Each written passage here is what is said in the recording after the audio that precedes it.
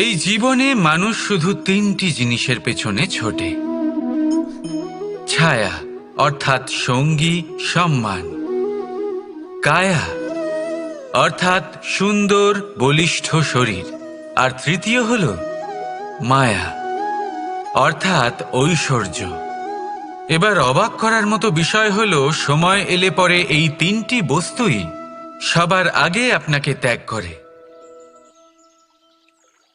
অন্ধকারে ছায়া আপনাকে ত্যাগ করে, বার্ধক্যে কায়া আপনাকে ত্যাগ করে, আর অন্তিম সময়ে মায়াও আপনাকে ত্যাগ করে। এগুলো কিছুই কাজে আসে না যার পেছনে আপনি সারা জীবন দৌড়েই যাচ্ছিলেন। যদি কিছু কাজে লাগে, তা হলো আপনার প্রেমপূর্ণ ব্যবহার যা আপনি সংসারকে দিয়েছেন। এ হলো সেই প্রেম যা অন্ধকারে প্রদীপ হয়ে আপনাকে আলো দেবে। এ হলো সেই প্রেম যা বার্ধক্যে হাত রূপে আপনাকে শক্তি দেবে, সহায়তা করবে। আর যখন আপনার কাছে অর্থ থাকবে না, তখন এই প্রেমই আপনাকে সামর্থ্য যোগাবে। জীবনে যদি কিছু উপার্জন করতে চান, তাহলে শুধু প্রেম উপার্জন করুন। যদি আপনিও আমার মতো দূরের কথা ভাবতে চান, তাহলে শুধুমাত্র প্রেম উপার্জন করুন। আর এখন এই প্রেম ভাব নিয়েই বলুন, রাধা রাধা। সংসারে নিয়তি অনেক কিছু নির্ধারণ করে, যেমন প্রত্যেকটি জিনিসের সীমারেখা। শরীরের মধ্যে থাকা জল, তার মাত্রাও এই নিয়তি নির্ধারিত করে রেখেছে। কি করে? দেখুন, যদি সঠিক সময়ে আপনি পরিশ্রম করে নিজের ঘাম না ঝরান, তাহলে কিছু সময় পরে আপনার চোখের জল অবশ্যই ঝরবে। কারণ সবকিছু যদি ভাগ্যের জোরে পেয়ে যাওয়া যায়, তাকে কর্মের দ্বারা সামলে রাখতে হয়। যদি পরিশ্রম করতে থাকেন, তাহলে যা পেয়েছেন তা সামলে রাখতে পারবেন, আর যা যা আপনি পেতে চান তা অবশ্যই পাবেন। কিন্তু যদি পরিশ্রমের থেকে দূরে থাকেন, তাহলে যা পেয়েছেন তা তো হারিয়ে ফেলবেনই, আর যা পেতে চান তার তো কোনো প্রশ্নই ওঠে না, আর বয়ে যাবে শুধুমাত্র অশ্রু। এবার সিদ্ধান্ত আপনার। কি ঝরাতে চাইবেন আপনি? ঘাম নাকি অশ্রু? রাধা রাধা। অর্ধাঙ্গিনী। আপনার জীবনে অর্ধাঙ্গিনীর ভূমিকা কি হতে পারে? আপনি বলবেন সেরকমই যেমন আমার জীবনে রুক্মিণীর ভূমিকা। এটা সত্যি, কিন্তু এটাও সত্যি কথা যে আমার আর রুক্মিণীর এই সম্পর্ক, তাকে আরো গভীর করার জন্য অত্যন্ত প্রয়োজনীয় হলো আমরা প্রথমে বন্ধু হই। একজন ভালো স্বামী বা স্ত্রী হবার প্রথম পদক্ষেপ বন্ধুত্ব, অর্থাৎ সখা প্রেম। যতক্ষণ না এক স্বামী স্ত্রী নিজেদের সম্পর্কে বন্ধুত্বের মাহাত্ম্য বুঝতে পারবেন না, ততক্ষণ এই সম্পর্ক যেন অপূর্ণ থেকে যাবে। আর তারপর এই সম্পর্কে জন্ম নেয় সেই অনুভূতি, যেমন অধিকার, যেমন অভিমান। এই দুই ভাবনা যা এই সম্পর্ক ভাঙার প্রথম পদক্ষেপ হয়ে থাকে। সেই জন্য নিজের দাম্পত্য জীবনে অধিকার ফলানোর আগে নিজেকে জিজ্ঞাসা করুন, আপনি কি আপনার জীবনসঙ্গীর সবথেকে ভালো সখা হতে পেরেছেন? সম্পর্ক আরো উন্নত হবে। রাধা রাধা। কিছু মানুষ এরকম ভেবে থাকেন যে পরিশ্রম করার দরকারটাই বা কি? এই প্রকৃতি আমাদের সবকিছু দিয়েছে, জন্ম দিয়েছে, জীবন দিয়েছে। এই প্রকৃতিই আমাদের পালন পোষণও করে নেবে। এবার আপনি বলুন, কখনো দেখেছেন সিংহকে কারোর সেবা করতে? দেখেননি তো? কখনো আপনি দেখেছেন পাখিকে চাকরি করতে? দেখেননি তো? তাও নিশ্চয়ই তাদের পেট ভরে। চলুন, আপনার এই কথা আমি মেনে নিলাম। এবার আপনি আমার একটা কথার উত্তর দিন। আপনি কখনো দেখেছেন কোনো প্রাণী নিজে হেঁটে এসে সিংহের মুখে এসে বলছে যে আমাকে আপনি খেয়ে ফেলুন, আমাকে নিজের খাদ্য করে নিন, নিজের পেট ভরিয়ে ফেলুন? এরকম তো কখনোই হয় না। সিংহ নিজের খাবার বনেই পেয়ে যায়, কিন্তু শিকার তাকে নিজেকেই করতে হয়। যদি এটা না করে তাহলে সে অনাহারে মরে যাবে। যদি কথা বলা হয় পাখির, তাহলে বলি প্রকৃতি ওকে খাবার নিশ্চয়ই দিয়েছে, কিন্তু সেই খাবার খুঁজে নিতে হয় তাকে নিজেকে বাঁচিয়ে রাখার জন্য বাসা বানাতে হয় তাকে, যার জন্য অত্যন্ত পরিশ্রম করতে হয়। এই পরিশ্রম থেকে বিমুখ হবেন না, কারণ এই পরিশ্রমই অনেক দূর পর্যন্ত আপনার ভাগ্য বানাতে পারে। জীবনের সামনে এগোনোর জন্য আপনাকে পরিশ্রম করতেই হবে। তাহলে আসুন আমার সাথে ভালোবেসে বলুন, রাধা রাধা। সমগ্র ব্রহ্মাণ্ডে সব থেকে কঠিন যাত্রা প্রেমেরই হয়, আর হবে নাই বা কেন?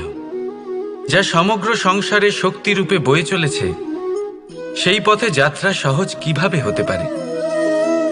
এবার এই যাত্রা শুধুমাত্র নায়ক বা নায়িকার মধ্যেই হয় না। এই যাত্রার মধ্যে দিয়ে সবাইকেই যেতে হয় যারা ভালোবাসেন।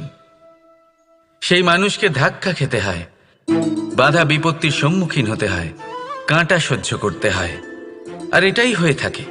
আর এই যে ভালোবাসা, যা যে কারোর মধ্যে হতে পারে, যেমন মা এবং সন্তান, তাদের ভালোবাসা, যেমন মা দেবকী এবং মা যশোদা আমাকে ভালোবাসেন, তাদের সেই ভালোবাসার যাত্রা। যেমন রাধা, রুক্মিণী, এদের ভালোবাসার যাত্রা। যেমন দুই পুরুষের মধ্যে বন্ধুত্বের ভালোবাসার যাত্রা। যেমন সুদামা। আপনাকে ভালোবাসার বিষয়ে একটা অত্যন্ত গুরুত্বপূর্ণ কথা বলে দিই। ভালোবাসা প্রথমে আপনাকে নিজের নৌকায় পরখ করে নেয়, তারপর প্রেমের যাত্রা পথে আপনাকে কষ্ট দেয়, তারপরে লক্ষ্যে আপনাকে পৌঁছে দেয়। এবার একজন সখার তার সখার সাথে ভালোবাসার এই যাত্রা শুরু হতে চলেছে। রাধা রাধা। অনেকে আমাকে অনেকবার জিজ্ঞেস করেছেন যে কানাই, রুক্মিণী হলো তোমার অর্ধাঙ্গিনী, তাহলে কেন ওর এই যাত্রা এত কঠিন হলো? কেন তোমার এই অগাধ অখণ্ড ভালোবাসা পাওয়ার জন্য ওকে এত কঠিন পরীক্ষার সম্মুখীন হতে হলো? আসুন আমি আপনাকে একটা কথা বোঝাই। অগাধ অখণ্ড ভালোবাসার এই পথ, তা তো কঠিনই হবে। এবার এরকমই এক যাত্রা করতে হয়েছে রুক্মিণীকে, পরিশুদ্ধ ভালোবাসা বুঝতে পারার যাত্রা। এমন ভালোবাসা যা কিনা ক্রোধ, ভয়, মোহ, অধিকার, অহংকার, হিংসা এই সমস্ত বিকারের ঊর্ধ্বে। এবার এই যাত্রায় ওকে সাহায্য করবে রাধা। আর শুধু তাই নয়, আমি আপনাকে বলি, সংসারের প্রত্যেক নারী এই যাত্রা করে থাকেন। এবার যে নারী এই যাত্রার শেষ পর্যন্ত পৌঁছতে পারেন, তিনি এক উচ্চ স্তরে পৌঁছে যেতে পারেন, যেখানে তাকে বলা হয় অর্ধাঙ্গিনী। রাধা রাধা।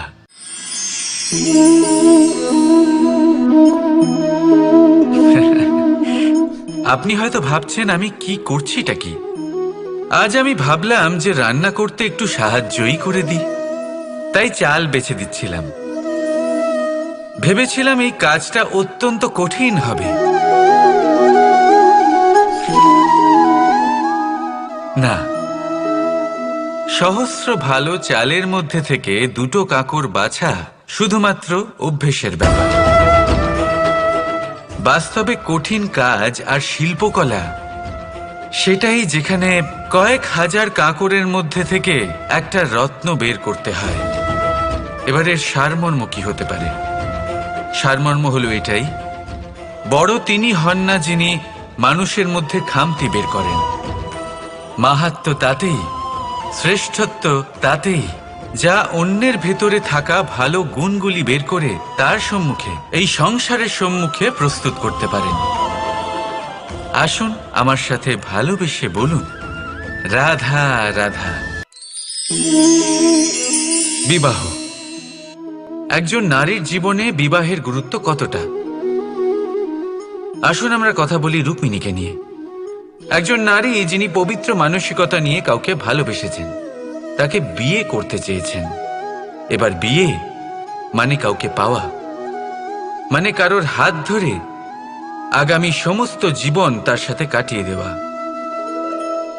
এবার আমার হাত ধরে রুক্মিণী বিয়ের সুখ তো নিশ্চয়ই পেয়েছে, কিন্তু ওর এই প্রেমের যাত্রা এর অন্ত হলো না, বরং তা শুরু হলো। এবার রুক্মিণীর জীবনে সেই অধ্যায় শুরু হয়ে গেছে যেখানে ওকে সেই মানুষকে বুঝতে হবে যার হাত ধরে সমস্ত জীবন অতিবাহিত করার সিদ্ধান্ত নিয়েছে সে। এবার এরকম একটা সময় প্রত্যেকের জীবনে এসে থাকে, প্রত্যেকের মানে আপনারও। আপনার জীবনেও এমন এক সময় আসবে, তার জন্য তৈরি থাকুন।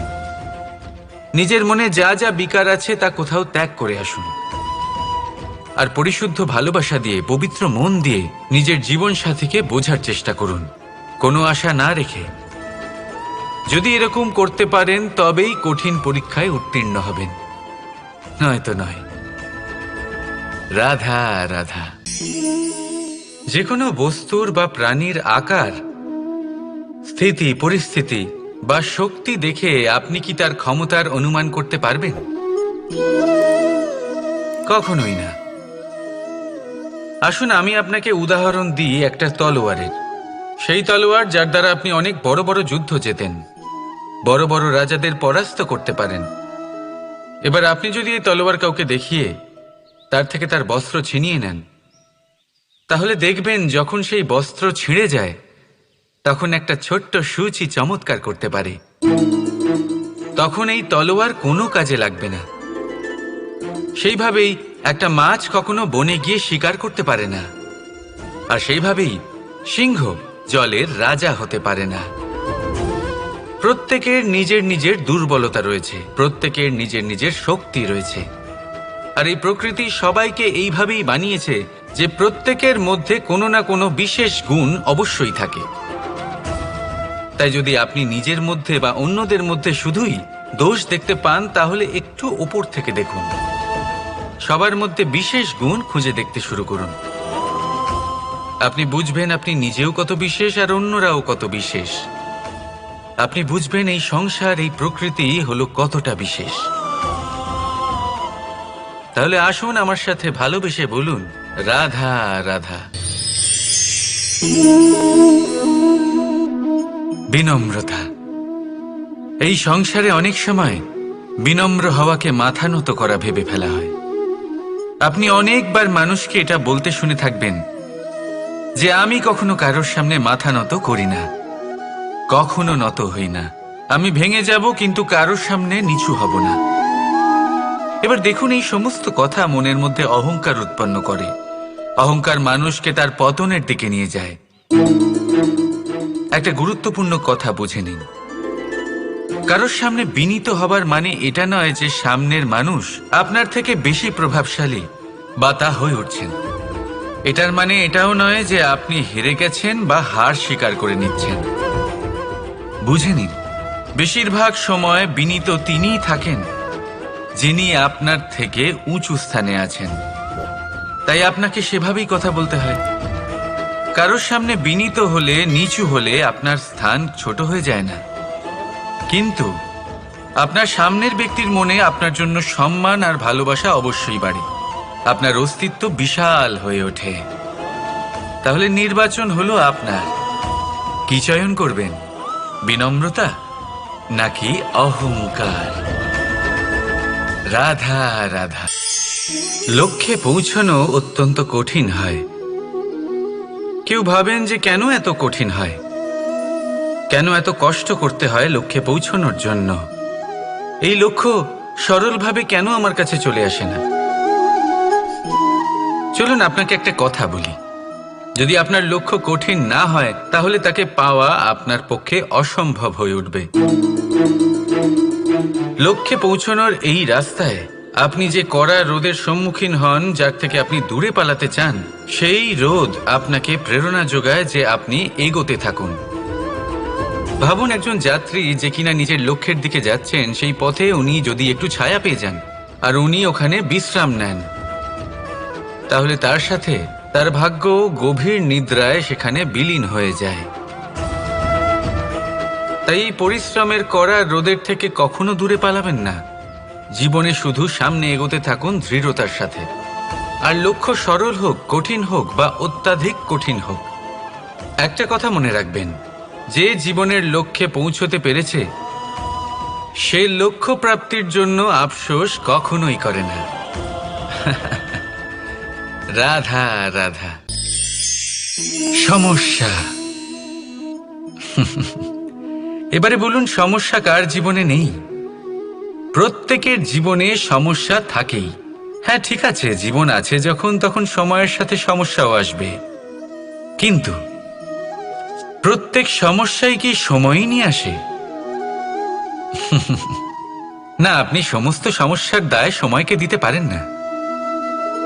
বেশিরভাগ সমস্যা তো এমন হয়ে থাকে যাদের আমরা নিজেরাই ডেকে আনি। হে সমস্যা, এসো, আমি তোমার জন্য অপেক্ষা করছি। কিভাবে? এবার এটা নির্ভর করছে আপনার হ্যাঁ বা না এর ওপরে। বেশিরভাগ সমস্যাই এই জন্য আসে যেহেতু আমরা বারবার হ্যাঁ বলতে থাকি, আর বেশিরভাগ সমস্যা এই জন্যই আসে যেহেতু আমরা সঠিক সময় না বলতে পারি না। সেই জন্য না ভেবেচিন্তে কোনো কথা বা কোনো প্রস্তাবের সমর্থন করলে তা আপনাকে খুব বড় বিপদে ফেলে দিতে পারে। সেইখানেই কখনো না না বলতে পারা তা আপনাকে তার থেকেও বড় বিপদে ফেলে দিতে পারে। তাই মনে রাখবেন, এই অত্যন্ত জরুরি শিক্ষা। সব সময় খুব ভেবেচিন্তেই হ্যাঁ বলবেন আর দৃঢ়তার সাথে না বলবেন। আর বিশ্বাস করুন, আপনার জীবন অত্যন্ত সুখময় হয়ে যাবে। তাহলে আসুন আমার সাথে ভালোবেসে বলুন, রাধা রাধা। জলরাশির সাথে আমার প্রেম চিরন্তনের। তা সে মথুরার যমুনা নদীই হোক বা দ্বারকার সমুদ্রই হোক। সমুদ্রের ধারে চলতে চলতে যখন সেই কোমল ঢেউ পা ছুঁয়ে যায়, আহা, ক্লান্তি যেন দূর হয়ে যায়। আমাদের মধ্যে একটা শক্তির জন্ম দেয়, মনকে উৎফুল্ল করে তোলে। সেই ঢেউয়ের বিষয় কি আপনারা কখনো ভেবেছেন? এই ঢেউই যখন তটে আসে, ছোট পাথরের সাথে ধাক্কা খেয়ে বিক্ষিপ্ত হয়ে যায়। আর এমন এক সময়ও আসে যখন এই ঢেউই এত ভয়ঙ্কর হয়ে ওঠে যে সবকিছু ধ্বংস। রাধা রাধা। এই পুষ্প দেখতে পাচ্ছেন আপনি? কি সুন্দর এই পুষ্প। সবাই চায় এরকম কোনো এক পুষ্প সে নিজের করে নেবে, নিজের কাছে রাখবে। এবার ভাবুন, এই পুষ্প যে সম্মান পায় তা কিসের জন্য পায়? শুধু কি তাকে সুন্দর দেখতে বলে? আসুন আপনাকে একটা কথা বোঝাই। এই ফুল যখন গাছে থাকে তখন এই রূপ আমাদের আকর্ষণ করে। এই ফুল দিয়ে যদি আপনি মালা বানান, কোনো মূর্তিতে দেন, তাহলে তা সম্মানের নিদর্শন হয়। এবার এই ফুলই যদি আপনি বিছানাতে ছড়িয়ে দেন, তাহলে সেই দৃশ্য দেখে সেই সুবাসে আপনার মন পুলকিত হয়ে ওঠে। কিন্তু ভাবুন, এই পুষ্পই যদি আপনি চিতায় সাজান, তাহলে এই পুষ্পকে আর কেউ সম্মান করে না। একই রকম কথা, সেই একই পুষ্প এক পরিস্থিতিতে সম্মান পাচ্ছে, এক পরিস্থিতিতে নয়। কেন? কারণ এতেই লুকিয়ে রয়েছে একটা গুরুত্বপূর্ণ শিক্ষা। এর সারমর্ম হলো এটাই যে এই সম্মান ব্যক্তি বা বস্তুকে করা হয় না, সম্মান করা হয় সময় এবং পরিস্থিতিকে। এবার এই যে সময়, তা কখনোই আমাদের বশে থাকে না। আমাদের বশে থাকে পরিস্থিতি। আমাদের পরিস্থিতি কেমন হবে তার সিদ্ধান্ত স্বয়ং আমরাই নিই। আর যেরকম আমাদের পরিস্থিতি হবে সেরকমই আমাদের সম্মান করা হবে। তাহলে আসুন আমার সাথে ভালোবেসে বলুন, রাধা রাধা। সাফল্য। সাফল্য এই পৃথিবীতে কে না পেতে চান? প্রত্যেক মানুষ চান যেন সাফল্য নিজে এসে তার কাছে ধরা দেয়। এবার সাফল্য তাদের কাছে এসে ধরা দেয় যারা নিজের পা ধরাতলে রেখে চলেন, যারা স্বপ্নের জগতে বিচরণ না করে বাস্তবের মাটিতে পা রেখে চলেন এবং তাও দৃঢ়তার সাথে। সাফল্য তারা পান না যারা বাড়িতে বসে বসে শুধু স্বপ্ন দেখেন। সাফল্য নিজে থেকে তাদের কাছেই আসে যারা নিরন্তর চেষ্টা করেন, যারা পরিশ্রম করেন আর নিজের এই জীবনকে অন্যের কাছে সফল করে দেখান। তাহলে সিদ্ধান্ত হলো আপনার। সফল সবাই হতে চান, স্বপ্ন সবাই সার্থক করতে চান। স্বপ্ন তখনই সার্থক হয় যখন পরিশ্রম করবেন, আর সাফল্য তখনই আপনার সাথে থাকবে যতক্ষণ আপনি বিনম্র থাকবেন। তাহলে আসুন আমার সাথে ভালোবেসে বলুন, রাধা রাধা। আপনি কখনো কোনো ঝর্ণার ধারে বসে থাকুন আর সেই ধ্বনি শুনতে থাকুন।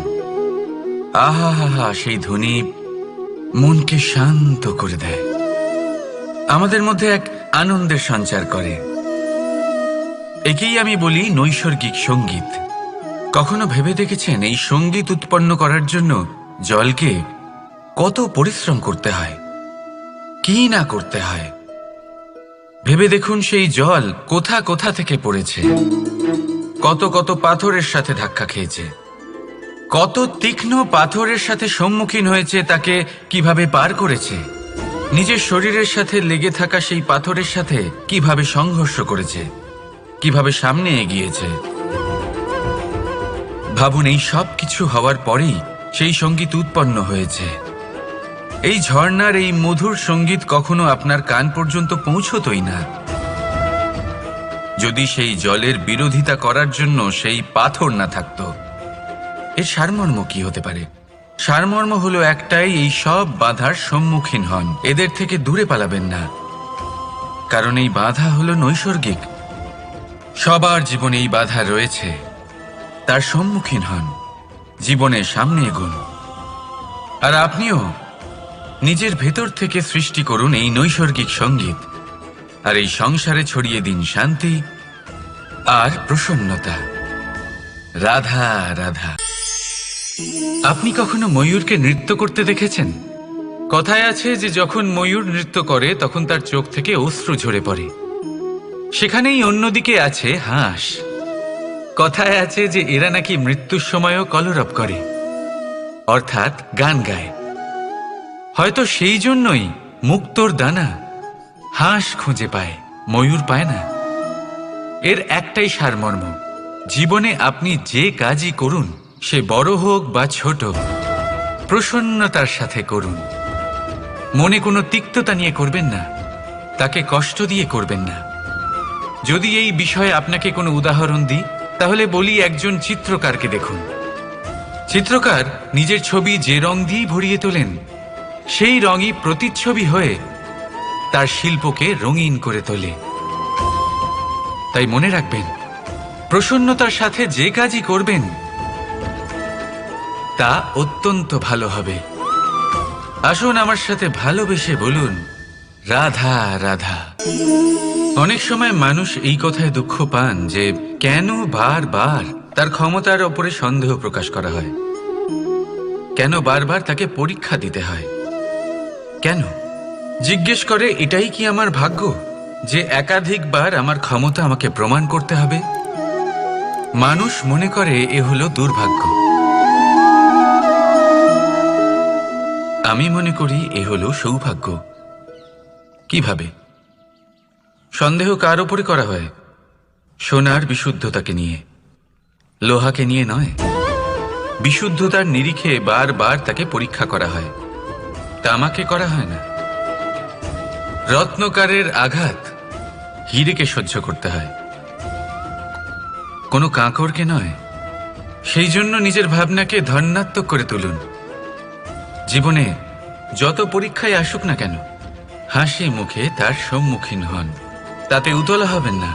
আর তারপর দেখবেন আপনার অন্তরের এই রত্ন আপনার জীবনকে উজ্জ্বল করে তুলবে। তাহলে আসুন আমার সাথে ভালোবেসে বলুন, রাধা রাধা। সকলে বলেন এবং আমিও বলি যে মানুষ যেমন সঙ্গে মেলামেশা করেন সেরকমই তার স্বভাব হয়ে যায়। এ হলো সত্য, কিন্তু এটা হলো অর্ধ সত্য। হ্যাঁ, বৃষ্টির ফোঁটা যখন সাপের মুখে যায় তখন তা বিষে পরিণত হয়, তাই যখন ঝিনুকের মধ্যে যায় তখন তা মুক্তোতে পরিণত হয়। কিন্তু কোনো ব্যক্তির স্বভাব এ হলো অত্যন্ত গুরুত্বপূর্ণ। কোনো এক ফুলের কথা ভাবুন, সেই ফুলের সাথে জড়িত সেই কাঁটাগুলোর কথা ভাবুন। সহস্র বছর ধরে সেই কাঁটা ফুলের সাথেই লেগে রয়েছে, কিন্তু আজও সেই বিধেই যায়, সেই যন্ত্রণাই দেয়, সুবাস ছড়ায় না। কেন? কারণ বিধে যাওয়া কাঁটার স্বভাব হয়। এটা বুঝে নিন। সর্বপ্রথম নিজের মনের ভাবকে বদলাতে শিখুন, তারপরই আপনার সঙ্গের প্রভাব পাল্টাতে পারে। আর যদি আপনি এরকম করেন, তাহলে আপনার জগৎ প্রশান্তিতে ভরে যাবে। তাহলে আসুন আমার সাথে ভালোবেসে বলুন, রাধা রাধা।